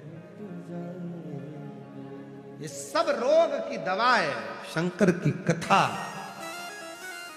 हेती प्रहेती ने पूछा तुम्हें भय नहीं? अरे मेरे ऊपर जब उस शिव का हाथ है, स्वयं काल अधिपति महाकाल, जिसने काल बनाया गणना करी, वो स्वयं मेरे साथ है, तो मेरे को क्या सोचना। घड़ी उसी को दो जो सुधार सके। अब तुम घड़ी लेके हर कहीं जा रहे हो। हम वहां गए थे, हमारा काम नहीं हुआ, हम वहां गए थे, हमारा काम नहीं हुआ। घड़ी की दुकान पर ले जाओगे तो सुधरेगी ना। तुम 10 जगह पे लेके जाओगे तो कोई सुधर रही है क्या? अब तुम अभी तक हम वहां भी गए, 2 अगरबत्ती ले गए, थोड़ा सा नारियल ले गए, थोड़ा सा गेहूं का दाना ले गए। किसी ने कहा तेरे घर के किसी व्यक्ति ने कुछ कर दिया है, हम उसी में भटक के रह गए। अरे क्यों जाओ, घड़ी की दुकान पे जाओ, क्यों यहाँ वहां भटको। किराने की दुकान चले गए, भैया तुम ठीक कर दो, बहुत तकलीफ है, बहुत कष्ट है, बाबा तुम सही कर दो, बाबा तुम कर दो, बाबा तुम कर दो। बाबा खुद का सही नहीं कर पा रहे तुम्हारा। कोई कि एक दिन में कभी कभी वो सेल डालना हो तो तुरंत डल देता है। अभी रुको साहब, मैं सेल डाल के देख लेता हूँ, सही चल जाए तो ठीक है। उसने घड़ी निकाली ने, पीछे की ढक्कन खोला, ढक्कन खोल के उसमें सेल फिट कराने चल गई। मैडम घड़ी तो चल रही है, सर घड़ी तो चालू है, बढ़िया चल रही है, बीच बीच में रुक क्यों जाती है? तो घड़ी वाले ने कहा इसका कांटा अड़ रहा है, तो थोड़ा सा कांटा ऊंचा करना पड़ेगा, वो अटक रहा है। कभी कभी जिंदगी ऐसी होती है, अटक अटक के चलती है, थोड़ा ठीक थोड़ा गड़बड़, थोड़ा ठीक थोड़ा गड़बड़। तो उसमें क्या करना चाहिए? तो कि कांटे को थोड़ा ऊंचा कर दो, मतलब अपने विचारों को ऊंचा कर लो, थोड़ी अपनी सोच ऊंची कर लो, समर्पण का भाव लेकर जाओ। अपना कांटा जब ऊपर होगा, अहंकार को नीचे दबाओ और विश्वास को बढ़ाकर कांटे को ऊंचा कर लो। घड़ी एकदम cling cling cling cling cling cling cling cling चलता रहा। अटक गई घड़ी तो कांटा फंस रहा, मतलब तुम अहंकार में फंसे हुए हो, अभिमान में फंसे हुए, तुम और मेरे में फंसे हुए हो, चल नहीं रही।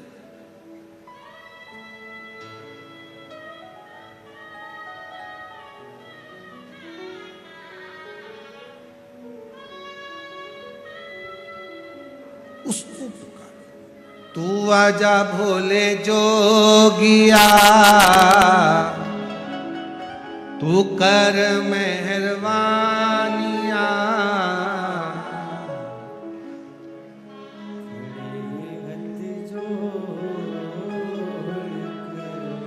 भोले जी तेरे भोले जी तेरे नाम रे। शिरूर की कथा का आखिरी भजन है ये। दिल से आनंद से बाबा को पुकार, दिल से उसको नमन करते हुए, साधते हुए। तू आजा भोले जोगिया, तू आजा भोले जोगिया, तू कर मेहरबानिया, तू कर मेहरबानिया, खड़े हाथ जोड़ के भोले जी तेरे नाल रे, खड़े हैं हाथ जोड़ के भोले जी तेरे नाल रे।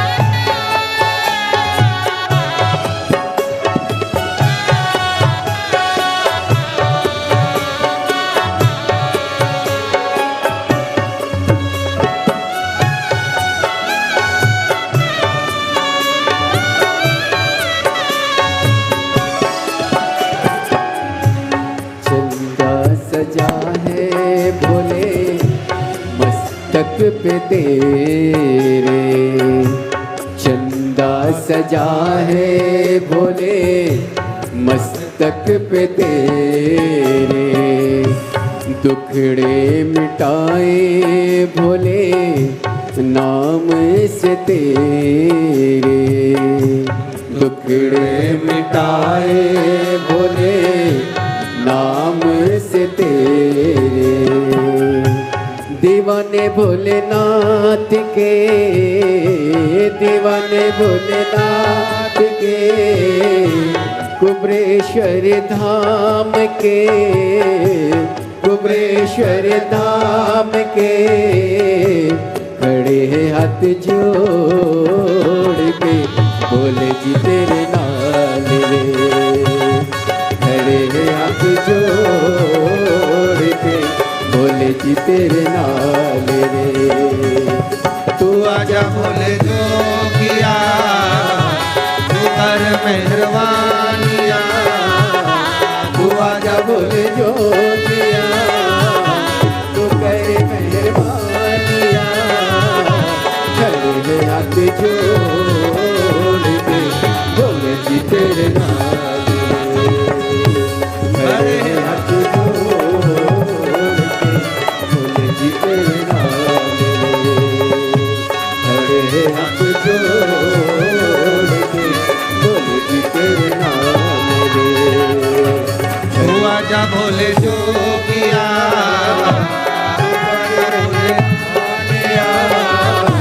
तू कर मेहरबानिया, तू कर मेहरबानिया, खड़े हैं हाथ जोड़ के भोले जी तेरे नाम, खड़े हैं हाथ जोड़ के भोले जी तेरे नाम, खड़े हैं हाथ जोड़ के भोले जी तेरे नाम, खड़े हैं हाथ जोड़ के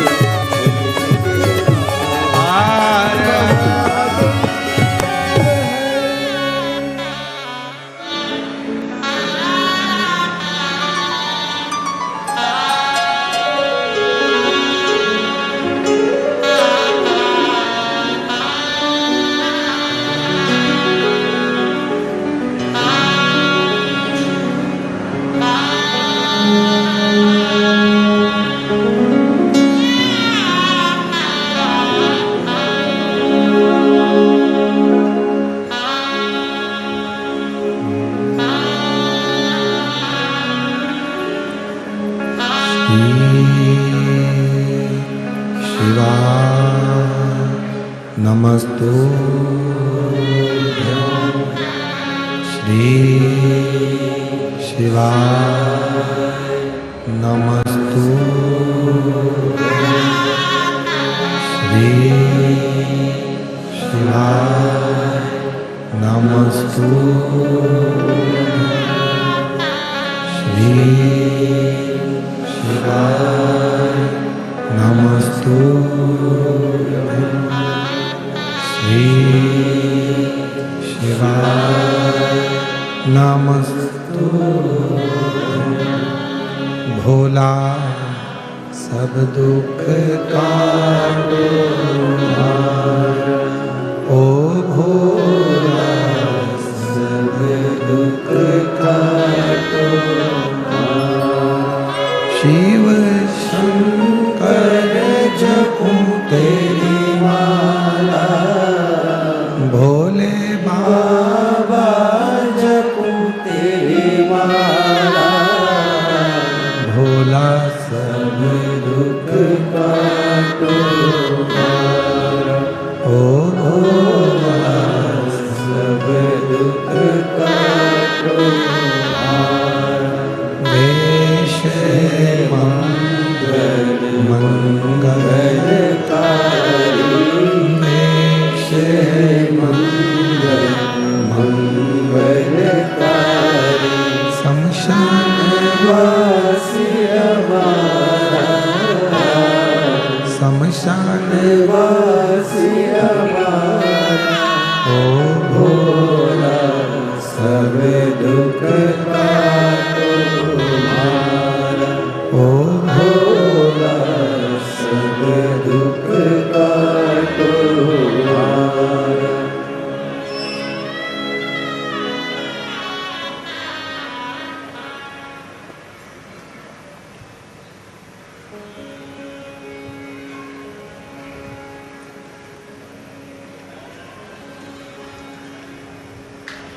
बाबा देवादिदेव महादेव भगवान शिव की कथा कर, शिव महापुराण की कथा वर्णन करती है, शिव तत्व कहता है। हेती प्रहेती ने पूछा, शिव की महत्वता को मुनि से जाना। दोनों उपद्री थे, पर प्रहेती ने उस मुनि के मुख से शिव की साधना को सुनकर साधना करना प्रारंभ कर। हेती भी उसकी सहायता करता था। घर में यदि कोई एक व्यक्ति भी शंकर की साधना आराधना जल चढ़ा रहा है, पूजन कर रहा है, दूसरा उसको थोड़ा भी सहयोग कर रहा है, तो पूरे घर का कल्याण निश्चित होता है।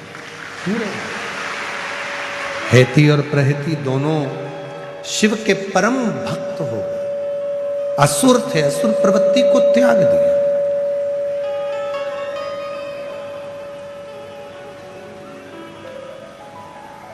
तैतीस कोटि देवताओं में अगर कोई असुर भी अगर किसी की बात मानते थे तो शिव की बात। नाग, किन्नर, गंधर्व, अप्सरा, मनुष्य, पशु, पक्षी किसी की बात मानते हैं तो शिव की बात, और किसी की शिव से सिर्फ। हेती प्रहेती को सुख प्रदान दिया। भगवान शिव ने वर दे दिया कि तुम दोनों मेरे साथ में ही मेरे द्वारपाल बनकर नित्य आनंद करने वाले, निवास करने वाले हो। आगे वर्णन आया है सुंदर प्रसंगों में भगवान देवादिदेव महादेव के 12 ज्योतिर्लिंग का स्मरण स्वयं तुमरुका जी चंचुला देवी को करा रहे हैं। शिव कथा कर भगवान शंकर सोमनाथ जी के रूप में पुजाए। फिर आगे वर्णन आया भगवान शंकर के सुंदर स्वरूप का। षडानंद कार्तिकेय को मनाने के लिए गए, भगवान स्वयं मल्लिकार्जुन के रूप में पुजाए। वर्णन आया दूषण नाम के राक्षस के संहार के लिए भगवान काल अधिपति महाकाल बन गए। विंध्य नामक पर्वत के तप करने से भगवान ओमकार बनकर दर्शन दिए, ओमकारेश्वर बन गए। नर नारायण को दर्शन देने के लिए केदारनाथ बन जाते हैं। भीम के बेटे, कुंभकर्ण के बेटे भीम का संहार करने के लिए भीमा शंकर बन जाते हैं। मनु शत्रुपा के लिए विश्वनाथ बन गए। गौतम बाबा की धर्म पत्नी अहिल्या के कहने पर गौतम बाबा पर से गौ हत्या के दोष को मिटाने के लिए त्र्यंबकनाथ बन जाते हैं। हम और आप नहीं सोचेंगे, सब लोग सोचेंगे। शिव कथा कर गौतम बाबा पर गौ हत्या का दोष लगा, उस दोष से मुक्त करा तो त्र्यंबकनाथ के रूप में ब्रह्मा विष्णु महेश विराजमान हुए शिवलिंग के रूप। आगे वर्णन आया श्री वैद्यनाथ बाबा का। रावण शिवलिंग लेकर जा रहे थे, उठ ना पाया, बैजू वाले को दे दिया, वैद्यनाथ के रूप में विराजित हो। वर्णन आया है दारुक नाम के राक्षस का संहार करा, शिवजी नागेश्वर के रूप में बैठे, राम जी द्वारा पूजित होकर रामेश्वर हो गए। सुधर्म नाम के ब्राह्मण की धर्म पत्नी भूष्मा के बेटे को जीवित कर दिया, जो 1 हफ्ते पहले मारा था। सोतन ने उसको कपड़े में बांध कर फेंक दिया था, वो तैरता हुआ बाहर आ गया, तो शिवजी का नाम कृष्णेश्वर महादेव पड़ गए। 12 ज्योतिर्लिंग का जैसे ही चरित्र बिंदुक सुनता है तो चंचुला देवी के सामने वो प्रेत योनि से मुक्त हो जाता। चंचुला ने हाथ जोड़कर कहा, बाबा कुछ करुणा मुझ पर करो। भोलेनाथ ने पूछा क्या चाहिए चंचुला? चंचुला कहती है मैं बेधव्य हूं, कुछ कृपा करिए। शिवजी ने कहा, पार्वती इसका खंड सौभाग्य दे, पति जिस लोक में गया है उस लोक में ये भी जाएगी। भगवान ने वर दे दिया, जो नारी, जो स्त्री, जो बेटी, जो बेटा, जो पुरुष, जो बच्चा, जो वृद्ध किसी भी रूप में शिव महापुराण की कथा को इस कलिकाल में सुनेगा, कथा के उस व्यासपीठ के सम्मुख में बैठकर जो मांगेगा, शिव कहते हैं उसको मैं पूर्ण करने के लिए उसके घर जाकर उसका भंडार वर प्रदान कर। चंचुला खंड सौभाग्यवती हो। तुम रुका जी ने वर मांग लिया, बाबा कलिकाल बढ़ता जाएगा, कलयुग बढ़ेगा, उस कलयुग में कोई साधन, तो शिव जी ने कहा एक ही साधन है, शिव महापुराण की कथा। लोग भटकेंगे, नए नए चमत्कार दिखाकर, ना जाने कौन कौन सा आडंबर दिखाकर लोग संसार के लोगों को अपनी ओर आकर्षित करेंगे। उस समय पर कली काल में यदि कोई दिल से शिव महापुराण की कथा को श्रवण कर लेगा और मेरी कथा पर पूर्ण विश्वास कर लेगा, उसको किसी आडंबर में जाने की जरूरत नहीं पड़ेगी। शिव कहते हैं मैं खुद कृपा